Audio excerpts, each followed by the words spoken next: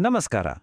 ಮಾವಿನ ಹಬ್ಬವು ಎಲುಬಿನ ದೇಹವು ಶೀರ್ಷಿಕೆ ಕೇಳೋಕೆ ಸ್ವಲ್ಪ ವಿಚಿತ್ರ ಅನ್ಸುತ್ತೆ ಅಲ್ವಾ? ಆದರೆ ಇದರ ಹಿಂದೆ ಒಂದು ಅದ್ಭುತವಾದ ದೈವೀಕ ರಹಸ್ಯ ಅಡಗಿದೆ.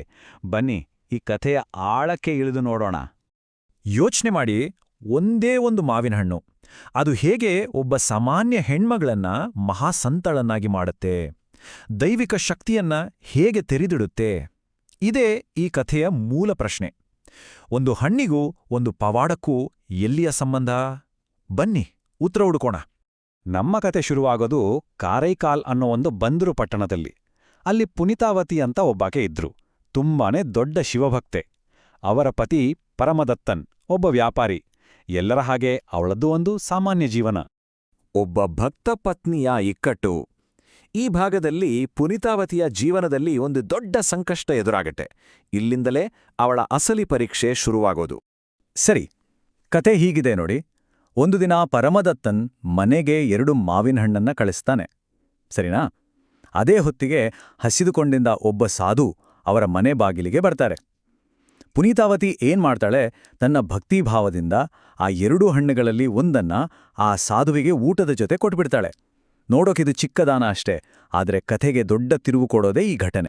ಮಾವಿನ ಹಣ್ಣಿನ ಅದ್ಭುತ. ಹೌದು, ಅವಳು ಮಾಡಿದ ಆ ಸಣ್ಣ ದಾನವೇ ಒಂದು ದೊಡ್ಡ ಪವಾಡಕ್ಕೆ ದಾರಿ ಮಾಡಿಕೊಡುತ್ತೆ. ಇಲ್ಲಿಂದ ಕಥೆ ಒಂದು ಅಲೌಕಿಕ ಲೋಕಕ್ಕೆ ನಮ್ಮನ್ನ ಕರ್ಕೊಂಡು ಹೋಗುತ್ತೆ. ಸಂಜೆ ಪತಿ ಪರಮದತ್ತನ್ ಮನೆಗೆ ಬರ್ತಾನೆ. ಉಳಿದಿದ್ದ ಒಂದು ಮಾವಿನ ಹಣ್ಣನ್ನ ತಿಂತಾನೆ. ಅಬ್ಬಾ, ಎಂಥ ರುಚಿ ಅಂತ ಅನ್ಕೊಂಡು ಇನ್ನೊಂದೆಲ್ಲಿ ಅಂತ ಕೇಳ್ತಾನೆ. ಪುನೀತಾವತಿಗೆ ಈಗ ಧರ್ಮಸಂಕಟ. ಏನ್ಮಾಡ್ತಾಳೆ? ಆ ಹಣ್ಣನ್ನಂತೂ ಈಗಾಗಲೇ ದಾನ ಮಾಡಿ ಆಗಿದೆ. ಈಗ ಪತಿಗೆ ಏನು ಹೇಳೋದು? ಆ ಒಂದು ಹತಾಶೆಯ ಕ್ಷಣದಲ್ಲಿ ಅವಳು ಸಂಪೂರ್ಣವಾಗಿ ದೇವರ ಮೊರೆ ಹೋಗ್ತಾಳೆ. ಅವಳು ಮನಸ್ಸಲ್ಲೇ ಶಿವನನ್ನ ಪ್ರಾರ್ಥನೆ ಮಾಡ್ತಾಳೆ. ಸ್ವಾಮಿ ಕಾಪಾಡು ಅಂತ ಬೇಡ್ಕೋತಾಳೆ. ಆಗ ನೋಡಿ, ಒಂದು ಪವಾಡ ನಡೆಯುತ್ತೆ. ಅವಳ ಕೈಯಲ್ಲಿ ಒಂದು ಹೊಸ ಮಾವಿನನ್ನು ಪ್ರತ್ಯಕ್ಷವಾಗಿ ಬಿಡುತ್ತೆ. ಅವಳ ಭಕ್ತಿಗೆ ಶಿವನೇ ಒಲಿದಿದ್ದ. ಆ ಹಣ್ಣನ್ನ ಪತಿಗೆ ಕೊಡ್ತಾಳೆ. ಅದನ್ನ ತಿಂದ ಪರಮದತ್ತನ್, ಅಬ್ಬಾ, ಇದು ಮೊದ್ಲಿಗಿಂತಲೂ ರುಚಿಯಾಗಿದೆ, ಎಲ್ಲಿಂದ ಬಂತು ಇದು ಅಂತ ಆಶ್ಚರ್ಯದಿಂದ ಕೇಳ್ತಾನೆ. ಯಾಕಂದ್ರೆ ಆ ಹಣ್ಣಿನ ರುಚಿಯೇ ದೈವಿಕವಾಗಿತ್ತು. ಆಗ ಅವಳು ನಿಜ ಹೇಳ್ತಾಳೆ, ಇದು ದೇವರಿಂದ ಬಂದಿದ್ದು ಅಂತ. ಆದರೆ ಅವಳ ಗಂಡನಿಗೆ ನಂಬಿಕೆ ಬರಲ್ಲ. ಹೌದಾ, ಹಾಗಿದ್ರೆ ನನ್ನ ಕಣ್ಮುಂದೇ ಇನ್ನೊಂದನ್ನ ಸೃಷ್ಟಿ ಮಾಡೋ ನೋಡೋಣ ಅಂತ ಸವಾಲು ಹಾಕ್ತಾನೆ. ಆ ಸವಾಲನ್ನು ಸ್ವೀಕರಿಸಿ ಪುನೀತಾವತಿ ಮತ್ತೆ ಪ್ರಾರ್ಥನೆ ಮಾಡ್ತಾಳೆ.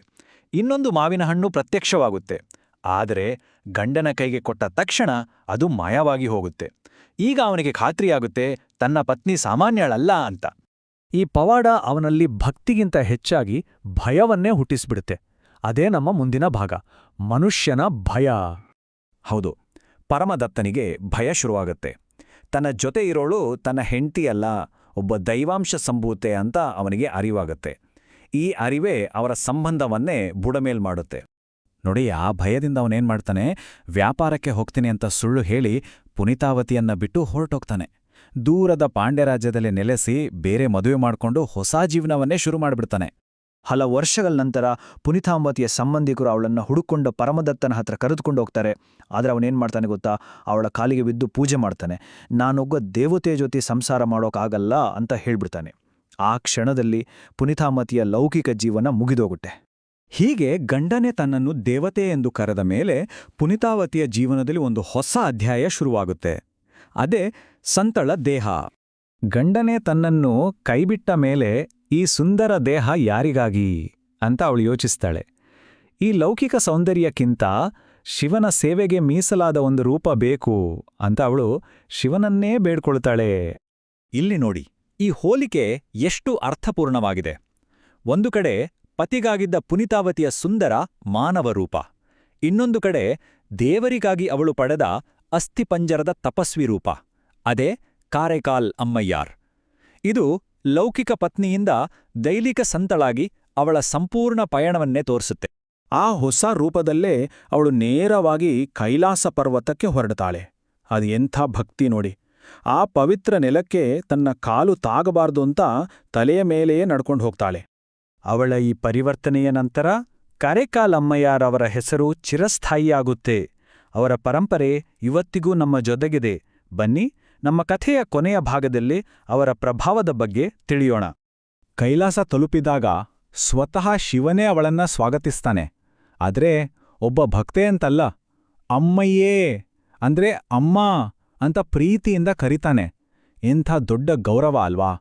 ಅವಳ ಸ್ಥಾನಮಾನ ತುಂಬಾನೇ ವಿಶಿಷ್ಟವಾದದ್ದು. ಅವಳು ಶೈವಸಂತರಾದ ನಾಯನ್ಮಾರ್ಗಳಲ್ಲಿ ಮೊದಲನೆಯವಳು. ತಿರುವಾಲಂಗಾಡು ಟು ಮೂತ ತಿರುಪದಿಗಂ ಅಂತ ಅದ್ಭುತ ಸ್ತೋತ್ರಗಳನ್ನು ರಚಿಸಿದ್ದಾಳೆ. ಅಷ್ಟೇ ಅಲ್ಲ, ಶಿವನ ತಾಂಡವ ನೃತ್ಯವನ್ನ ಸದಾ ನೋಡುವ ವರವನ್ನೂ ಪಡೆದುಕೊಂಡಿದ್ದಾಳೆ. ಇನ್ನೊಂದು ವಿಶೇಷ ಏನಂದ್ರೆ, ಎಲ್ಲಾ ಪುರುಷ ಸಂತರು ನಿಂತಿರುವಂತೆ ಚಿತ್ರಿಸಿದ್ರೆ ಅಮ್ಮಯ್ಯರವರನ್ನ ಮಾತ್ರ ಕುಳಿತಿರುವ ಭಂಗಿಯಲ್ಲಿ ಗೌರವದಿಂದ ತೋರಿಸಲಾಗುತ್ತೆ. ಅವಳ ಕೀರ್ತಿ ಭಾರತಕ್ಕೆ ಮಾತ್ರ ಸೀಮಿತವಾಗಿರಲಿಲ್ಲ. ಕಾಂಬೋಡಿಯಾದ ಅಂಕೋರ್ ವಾಟ್ನಿಂದ ಹಿಡಿದು ಚೀನಾ, ಬಾಲಿ, ಸುಮತ್ರಾ ಹೀಗೆ ಏಷ್ಯಾದಾದ್ಯಂತ ಅವಳನ್ನ ಪೂಜಿಸಲಾಗುತ್ತೆ. ಇದು ಅವಳ ಆಧ್ಯಾತ್ಮಿಕ ಮಹತ್ವಕ್ಕೆ ಸಾಕ್ಷಿ. ಹಾಗಾದ್ರೆ ಕೊನೆಯದಾಗಿ ಒಂದು ಪ್ರಶ್ನೆ ಉಳಿಯುತ್ತೆ. ತನ್ನ ಮಾನವ ರೂಪವನ್ನೇ ತ್ಯಜಿಸಿ ಕಾರೈಕಾಲಮ್ಮಯ್ಯಾರ್ ನಿಜವಾದ ಮುಕ್ತಿಯನ್ನು, ಪರಮಸ್ವಾತಂತ್ರ್ಯವನ್ನು ಪಡೆದರಾ? ಈ ಪ್ರಶ್ನೆ ಭಕ್ತಿ, ನಮ್ಮ ಅಸ್ತಿತ್ವ ಮತ್ತು ಬಿಡುಗಡೆಯ ಬಗ್ಗೆ ಆಳವಾಗಿ ಯೋಚಿಸುವಂತೆ ಮಾಡುತ್ತೆ. Professor doctor ಇರೈರಾಸನ್